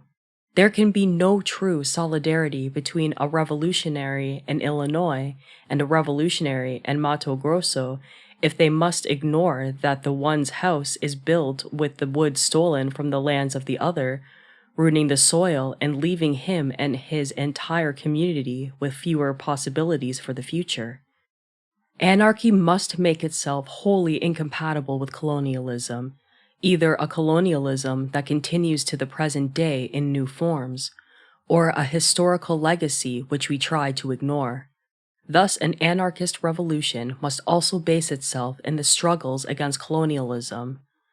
These include people in the global south who are trying to reverse neoliberalism, indigenous nations struggling to regain their land, and Black communities still fighting to survive the legacies of slavery. Those who have been privileged by colonialism, white people and everyone living in Europe or a European settler state, the US, Canada, Australia, should support these other struggles politically, culturally, and materially. Because anti-authoritarian rebellions have been limited in scope thus far, and meaningful reparations would have to be global in scale because of the globalization of oppression, there are no examples that fully demonstrate what reparations would look like. However, some small-scale examples show that the willingness to make reparations exists, and that the anarchist principles of mutual aid and direct action can accomplish reparations more effectively than democratic governments. with their refusal to acknowledge the extent of past crimes and their embarrassing half-measures. The same goes for revolutionary governments, which typically inherit and cover up oppression with the states they take over, as exemplified by how callously the governments of the USSR and China took their places at the heads of racial empires while claiming to be anti-imperialist. In the state of Chiapas, in southern Mexico, the Zapatistas rose up in 1994 and won autonomy for dozens of indigenous communities. Named after Mexican peasant revolutionary Zapata and espousing a mix of indigenous, Marxist, and anarchist ideas, the Zapatistas formed an army guided by popular encuentros, or gatherings, to fight back against neoliberal capitalism and the continuing forms of exploitation and genocide inflicted by the Mexican state. To lift these communities up out of poverty following generations of colonialism, and to help counter the effects of military blockades and harassment, the Zapatistas called for support. Thousands of volunteers and people with technical experience came from around the world to help Zapatista communities build up their infrastructure, and thousands of others continued to support the Zapatistas by sending donations of money and equipment or buying fair trade goods produced in the autonomous territory. The assistance is given in a spirit of solidarity. Most importantly, it is on the Zapatistas' own terms. This contrasts starkly with the model of Christian charity, in which the goals of the privileged giver are imposed on the impoverished receiver, who is expected to be grateful. Peasants in Spain had been oppressed throughout centuries of feudalism. The partial revolution in 1936 enabled them to reclaim the privilege and wealth their oppressors had derived from their labors. Peasant assemblies in liberated villages met to decide how to redistribute territory seized from large landowners, so those who had labored as virtual serfs could finally have access to land. Unlike the farcical reconciliation commissions arranged in South Africa, Guatemala, and elsewhere, which protect oppressors from any real consequences and above all preserve the unequal distribution of power and privilege that is the direct result of past oppressions, these assemblies empowered the Spanish peasants to provide for themselves how to recover their dignity and equality. Aside from redistributing land, they also took over pro-fascist churches and luxury villas to be used as community centers, storehouses, schools, and clinics. In 5 years of state-instituted agrarian reform, Spain's Republican government redistributed only 876,327 hectares of land. In just a few weeks of revolution, the peasants seized 5,692,202 hectares of land for themselves. This figure is even more significant considering that this redistribution was opposed by Republicans and Socialists and could only take place in the part of the country not controlled by the fascists. How will a common, anti-authoritarian, ecological ethos come about? In the long run, an anarchist society will work best if it develops a culture that values cooperation, autonomy, and environmentally sustainable behaviors. The way a society is structured can encourage or hinder such an ethos, just as our current society rewards competitive, oppressive, and polluting behaviors and discourages anti-authoritarian ones. In a non-coercive society, social structures cannot force people to live in accordance with anarchist values. People have to want to do so and personally identify with such values themselves. Fortunately, the act of rebelling against an authoritarian, capitalist culture can itself popularize anti-authoritarian values. Anarchist anthropologist David Graeber writes of the Simiati in Madagascar, who rebelled and removed themselves from the Maro Ancetra dynasty. Even over a century after this rebellion, the Semiati are marked by resolutely egalitarian social organization and practices, to such an extent that it defines their very identity. The new name the tribe chose for themselves, Semiati, means those who do not cut their hair, in reference to the custom of subjects in the Maro-Ancetra to cut their hair as a sign of submission. During the Spanish Civil War in 1936, a number of cultural changes took place. In the countryside, politically active youth played a leading role in challenging conservative customs and pushing their villages to adopt an anarchist communist culture. The position of women in particular began to change rapidly. Women organized the anarcha-feminist group Mujeres Libres to help accomplish the goals of the revolution and ensure that women enjoyed a place at the forefront of the struggle. Women fought on the front, literally, joining the anarchist militias to hold the line against the fascists. Mujeres Libres organized firearms courses, schools, childcare programs, and women-only social groups to help women gain the skills they needed to participate in the struggle as equals. Members of the Mujeres Libres argued with their male comrades, emphasizing the importance of women's liberation as a necessary part of any revolutionary struggle. It was not a minor concern to be dealt with after the defeat of fascism. In the cities of Catalonia, social restrictions on women lessened considerably. For the first time in Spain, women could walk alone on the streets without a chaperone, not to mention that many were walking down the streets wearing militia uniforms and carrying guns. Anarchist women, like Lucia Sanchez Sarnil, wrote about how empowering it was for them to change the culture that had oppressed them. Male observers from George Orwell to Franz Borkenau remarked on the changed conditions of women in Spain. In the uprising spurred by Argentina's economic collapse in 2001, participation in the popular assemblies helped formally apolitical people build an anti-authoritarian culture. Another form of popular resistance, the Piquetero movement, exerted a great influence on the lives and culture of many of the unemployed.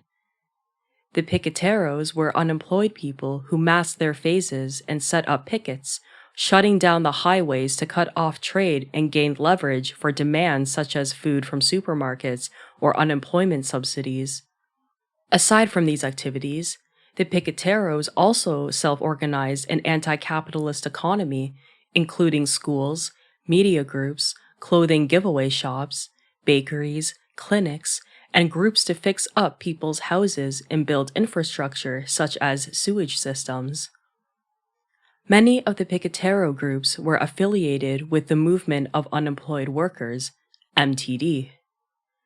Their movement had already developed considerably before the December 2001 run on the banks by the middle class, and in many ways they were at the forefront of the struggle in Argentina.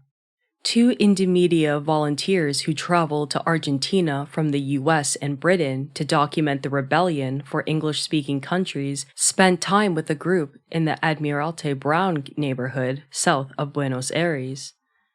The members of this particular group, similar to many of the piqueteros in the MTD, had been driven to activism only recently by unemployment, but their motivations were not purely material. For example, they frequently held cultural and educational events.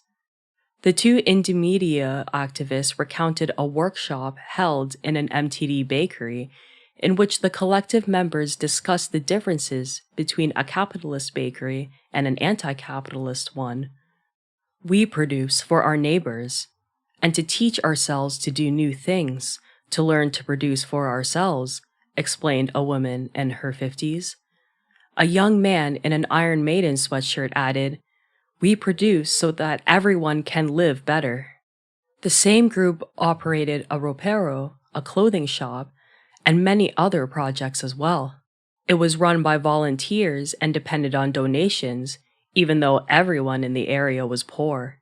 Despite these challenges, it opened twice a month to give out free clothes to people who could not afford them. The rest of the time, the volunteers mended old clothes that were dropped off. In the absence of the motives that drive the capitalist system, the people there clearly took pride in their work, showing off to visitors how well restored the clothes were despite the scarcity of materials. The shared ideal among the piqueteros included a firm commitment to non-hierarchical forms of organization and participation by all members, young and old, in their discussions and activities. Women were often the first to go to the picket lines and came to hold considerable power within the piquetero movement. Within these autonomous organizations, many women gained the opportunity to participate in large-scale decision-making or take on other male-dominated roles for the first time in their lives. At the particular bakery holding the workshop described above, a young woman was in charge of security, another traditionally male role. Throughout the 2006 rebellion in Oaxaca, as well as before and after, indigenous culture was a wellspring of resistance. However much they exemplified cooperative, anti-authoritarian, and ecologically sustainable behaviors before colonialism, indigenous peoples in the Oaxacan resistance came to cherish and emphasize the parts of their culture that contrasted with the system that values property over life, encourages competition and domination, and exploits the environment into extinction. Their ability to practice an anti-authoritarian and ecological culture, working together in a spirit of solidarity and nourishing themselves on the small amount of land they had, increased the potency of their resistance and thus their very chances for survival. Thus, resistance to capitalism and the state is both a means of protecting indigenous cultures and a crucible that forges a stronger anti-authoritarian ethos. Many of the people who participated in the rebellion were not themselves indigenous, but they were influenced and inspired by indigenous culture. Thus, the act of rebellion itself allowed people to choose social values and shape their own identities. Before the rebellion, the impoverished state of Oaxaca sold its indigenous culture as a commodity to entice tourists and bring in business. The Guelaguetza, an important gathering in native cultures, had become a state-sponsored tourist attraction. But during the rebellion in 2006, the state and tourism were pushed to the margins, and in July, the social movements organized a People's Guelaguetza, not to sell to the tourists, but to enjoy for themselves. After successfully blocking the commercial event set up for the tourists, hundreds of students from Oaxaca City and people from villages across the state began organizing their own event. They made costumes and practiced dances and songs from all 7 regions of Oaxaca. In the end, the People's Guelaguetza was a huge success. Everyone attended for free and the venue was packed. There were more traditional dances than there had ever been in the commercial Guelaguetzas. While the event had previously been performed for money, most of which was pocketed by the sponsors and government, it became a day of sharing as it had been traditionally. At the heart of an anti-capitalist, largely indigenous movement was a festival, a celebration of the values that hold the movement together, and a revival of indigenous cultures that were being wiped out or pared down to a marketable exoticism. While the Guelaguetza was reclaimed as a part of indigenous culture in support of an anti-capitalist rebellion and the liberatory society it sought to create, another traditional celebration was modified to serve the movement. In 2006, the Day of the Dead, a Mexican holiday that syncretizes indigenous spirituality with Catholic influences, coincided with a violent government assault upon the movement. Just before the 1st of November, police forces and paramilitaries killed about a dozen people, so the dead were fresh in everybody's minds. Graffiti artists had long played an important role in the movement in Oaxaca, covering the walls with messages well before the people had seized radio stations to give themselves a voice.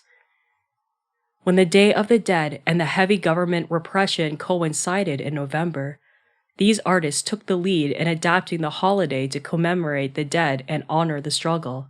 They covered the streets with the traditional tapete, colorful murals made from sand, chalk, and flowers, but this time the tapete contained messages of resistance and hope, or portrayed the names and faces of all the people killed. People also made skeleton sculptures and altars for each person murdered by police and paramilitaries.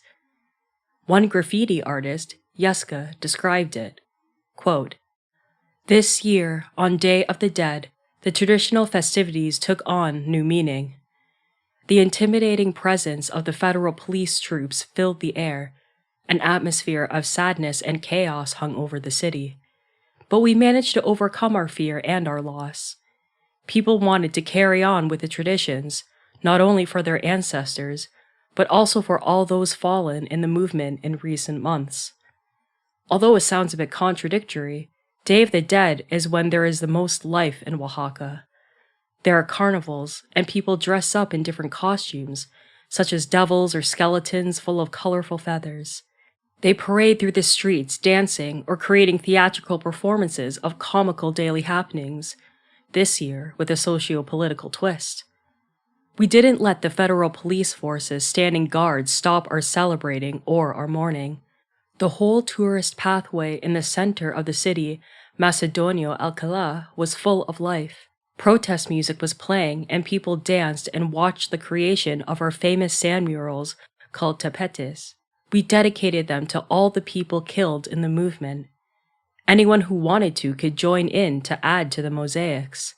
The mixed colors expressed our mixed feelings of repression and freedom, joy and sadness, hatred and love. The artwork and the chants permeating the street created an unforgettable scene that ultimately transformed our sadness into joy." End quote. While artwork and traditional festivals played a role in the development of a liberating culture, the struggle itself, specifically the barricades, provided a meeting point where alienation was shed and neighbors built new relationships. One woman described her experience, quote, "You found all kinds of people at the barricades. A lot of people tell us they met at the barricades. Even though they were neighbors, they didn't know each other before. They'll even say, 'I didn't ever talk to my neighbor before because I didn't think I liked him, but now that we're at the barricade together, he's a compañero.'" So the barricades weren't just traffic barriers, but became spaces where neighbors could chat and communities could meet. Barricades became a way that communities empowered themselves. End quote. Throughout Europe, dozens of autonomous villages have built a life outside capitalism. Especially in Italy, France, and Spain, these villages exist outside regular state control and with little influence from the logic of the market. Sometimes buying cheap land, often squatting abandoned villages, these new autonomous communities create the infrastructure for a libertarian, communal life and the culture that goes with it. These new cultures replace the nuclear family with a much broader, more inclusive and flexible family, united by affinity and consensual love rather than bloodlines and proprietary love. They destroy the division of labor by gender, weaken age segregation and hierarchy, and create communal and ecological values and relationships. A particularly remarkable network of autonomous villages can be found in the mountains around Itoiz in Navarra, part of the Basque Country. The oldest of these, Lacabe, has been occupied for 28 years as of this writing and is home to about 30 people. A project of love, Lacabe challenges and changes the traditional aesthetic of rural poverty. The floors and walkways are beautiful mosaics of stone and tile, and the newest house to be built there could pass for a luxury retreat of a millionaire. Except that it was built by the people who live there, and designed in harmony with the environment to catch the sun and keep out the cold. Lacabe houses a communal bakery and a communal dining room, which on a normal day hosts delicious feasts that the whole village eats together. Another of the villages around Itoise, Artskuren, exemplifies a certain aesthetic that represents another idea of history. 13 years ago, a handful of people occupied the village, which had been abandoned for over 50 years before that. Since then, they have constructed all their dwellings within the ruins of the old hamlet. Half of Artskuren is still ruins, slowly decomposing into forest on a mountainside an hour's drive from the nearest paved road. The ruins are a reminder of the origin and foundation of the living parts of the village, and they serve as storage spaces for building materials that will be used to renovate the rest of it. The new sense of history that lives amidst these piled stones is neither linear nor amnesiac, but organic, in that the past is the shell of the present and compost of the future. It is also post-capitalist, suggesting a return to the land and the creation of a new society in the ruins of the old.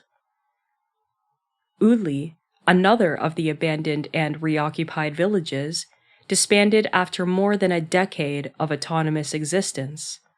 But the success rate of all the villages together is encouraging, with 5 out of 6 still going strong. The failure of Uli demonstrates another advantage of anarchist organizing. A collective can dissolve itself rather than remaining stuck in a mistake forever, or suppressing individual needs to perpetuate an artificial collectivity. These villages in their prior incarnations, a century earlier, were only dissolved by the economic catastrophe of industrializing capitalism. Otherwise, their members were held fast by a conservative kinship system rigidly enforced by the church.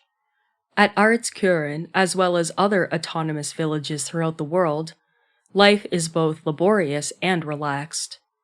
The residents must build all their infrastructure themselves and create most of the things they need with their own hands, so there is plenty of work to do.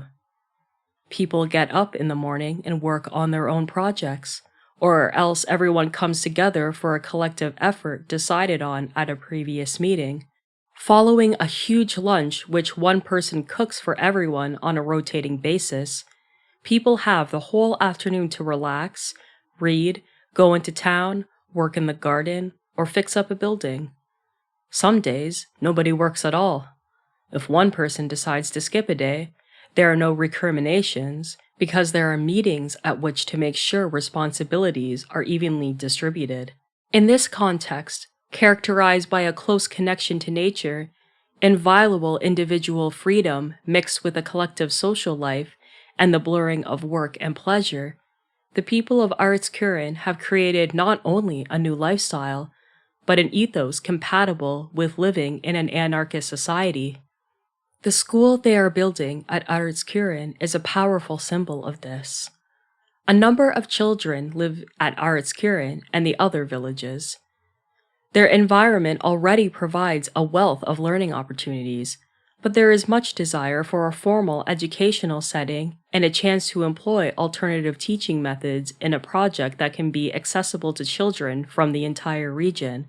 As the school indicates, the autonomous villages violate the stereotype of the hippie commune as an escapist attempt to create a utopia in microcosm, rather than change the existing world. Despite their physical isolation, these villages are very much involved in the outside world and in social movements struggling to change it. The residents share their experiences in creating sustainable collectives with other anarchist and autonomous collectives throughout the country. Many people divide each year between the village and the city, balancing a more utopian existence with participation in ongoing struggles. The villages also serve as a refuge for activists taking a break from stressful city life. Many of the villages carry on projects that keep them involved in social struggles. For example, one autonomous village in Italy provides a peaceful setting for a group that translates radical texts. Likewise, the villages around Itoise have been a major part of the 20-year running resistance to the hydroelectric dam there. For about 10 years, starting with the occupation of Rala near Artskuren, The autonomous villages around Itoys have created a network, sharing tools, materials, expertise, food, seeds, and other resources. They meet periodically to discuss mutual aid and common projects.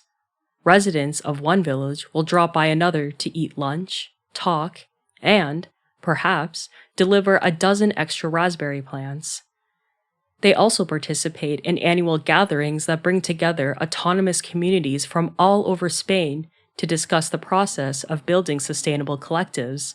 At these, each group presents a problem it has been unable to resolve, such as sharing responsibilities or putting consensus decisions into practice.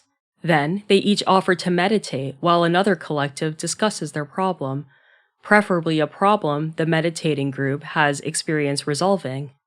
The Itoys villages are remarkable, but not unique. To the east, in the Pyrenees of Aragon, the mountains of La Solana contain nearly 20 abandoned villages. As of this writing, 7 of these villages have been reoccupied. The network between them is still in an informal stage, and many of the villages are only inhabited by a few people at an early point in the process of renovating them. But more people are moving there every year, and before long it could be a larger constellation of rural occupations than Itoys. Many in these villages maintain strong connections to the squatters movement in Barcelona, and there is an open invitation for people to visit, help out, or even move there. Under certain circumstances, a community can also gain the autonomy it needs to build a new form of living by buying land rather than occupying it. However, though it may be more secure, this method creates added pressures to produce and make money in order to survive, but these pressures are not fatal. Longomai is a network of cooperatives and autonomous villages that started in Basel, Switzerland, in 1972. The name is Provençal for "long may it last," and so far they have lived up to their eponym. The first Longomai cooperative are the farms Le Pigeonnier, Grange Nueve, and Saint Hippolyte, located near village Limans in Provence. Here, 80 adults and many children live on 300 hectares of land, where they practice agriculture, gardening, and shepherding. They keep 400 sheep, poultry, rabbits, bees, and draft horses. They run a garage, a metal workshop, a carpentry workshop, and a textile studio. The alternative station, Radio Zinzin, has been broadcasting from the cooperative for 25 years as of 2007.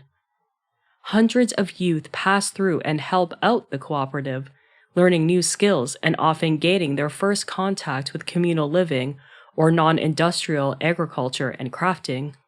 Since 1976, Longomai has been running a cooperative spinning mill at Chantemerle in the French Alps. Using natural dyes and the wool from 10,000 sheep, mostly local, they make sweaters, shirts, sheets, and cloth for direct sale. The cooperative established the union Atelier, a network of stock breeders and wool workers. The mill produces its own electricity, with small-scale hydropower. Also in France, near Arles, a cooperative Mas de Granier sits on 20 hectares of land. They grow fields of hay and olive trees, on good years producing enough olive oil to provide for other Longomai cooperatives as well as themselves. 3 hectares are devoted to organic vegetables, delivered weekly to subscribers in the broader community. Some of the vegetables are canned as preserves in the cooperative's own factory. They also grow grain for bread, pasta, and animal feed. In the Transcarpaty region of Ukraine, Zelenyehai, a small Longomai group, started up after the fall of the Soviet Union. Here they have created a language school, a carpentry workshop, a cattle ranch, and a dairy factory. They also have a traditional music group. The Longomai network used their resources to help form a cooperative in Costa Rica in 1978, that provided land to 400 landless peasants fleeing the civil war in Nicaragua, allowing them to create new community and provide for themselves. There are also Longomai cooperatives in Germany, Austria, and Switzerland producing wine, building buildings with local ecological materials, running schools, and more. In the city of Basel, they maintain an office building that serves as a coordinating point, an information hub, and visitor center. The call out for the cooperative network, drafted in Basel in 1972, reads in part, quote, "What do you expect from us? That we, in order not to be excluded, submit to the injustice and the insane compulsions of this world without hope or expectations? We refuse to continue this unwinnable battle. We refuse to play a game that has already been lost, a game whose only outcome is our criminalization.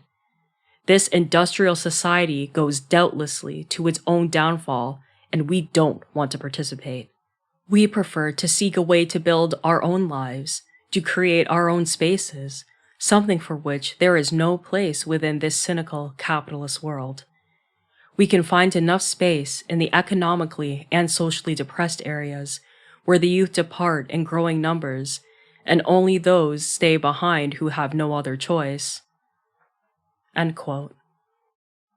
As capitalist agriculture becomes increasingly incapable of feeding the world in the wake of catastrophes related to climate and pollution, it seems almost inevitable that a large number of people must move back to the land to create sustainable and localized forms of agriculture. At the same time, city dwellers need to cultivate consciousness of where their food and water come from, and one way they can do this is by visiting and helping out in the villages. A revolution that is many revolutions. Many people think that revolutions always follow a tragic course from hope to betrayal. The ultimate result of revolutions in Russia, China, Algeria, Cuba, Vietnam, and elsewhere was the establishment of new authoritarian regimes, some worse than their predecessors, others hardly different. But the major revolutions of the 20th century were carried out by authoritarians who intended to create new governments, not abolish them. It is now obvious, if it wasn't before, that governments always uphold oppressive social orders. But history is full of evidence that people can overthrow their oppressors without replacing them. To do so, they need reference to an egalitarian culture, or explicitly anti-authoritarian aims, structures, and means, and an egalitarian ethos. A revolutionary movement must reject all possible governments and reforms, so as not to be recuperated like many of the rebels in Kabylia in Albania. It must organize in flexible and horizontal ways, ensuring that power is not permanently delegated to leaders or anchored down in a formal organization, as happened with the CNT in Spain. Finally, it must take into account that all insurrections involve diverse strategies and participants. This multitude will benefit from communication and coordination, but it should not be homogenized or controlled from a central point. Such standardization and centralization are neither desirable nor necessary. Decentralized struggles such as those waged by the Lakota or the squatters in Berlin and Hamburg have proven capable of defeating the slower-moving forces of the state. A new ethos can come about in the process of resisting, as we find common cause with strangers and discover our own powers. It can also be nourished by the environments we build for ourselves. A truly liberating ethos is not just a new set of values, but a new approach to the relationship between the individual and her culture. It requires that people shift from being passive recipients of culture to participants in its creation and reinterpretation. In this sense, the revolutionary struggle against hierarchy never ends, but continues from one generation to the next. To be successful, Revolution must occur on many fronts at once. It won't work to abolish capitalism while leaving the state or patriarchy untouched.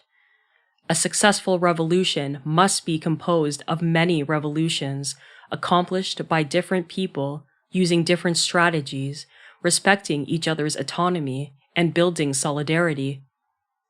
This will not happen overnight, but in the course of a series of conflicts that build on each other. Unsuccessful revolutions are not failures unless people give up hope. And their book on the popular rebellion in Argentina, two UK activists close with the words of a picatero from Solano. I don't think December 2001 was a lost opportunity for revolution, nor was it a failed revolution. It was and is part of the ongoing revolutionary process here. We have learned many lessons about collective organizing and strength, and the barriers to self-management. For many people, it opened their eyes to what we can do together, and that taking control of our lives and acting collectively, whether it's as part of a piquet, a communal bakery, or an after-school club, dramatically improves the quality of our lives. If the struggle stays autonomous and with the people, the next uprising will have strong foundations to build upon. This has been a production of Audible Anarchist. You can find more Audible Anarchist on YouTube.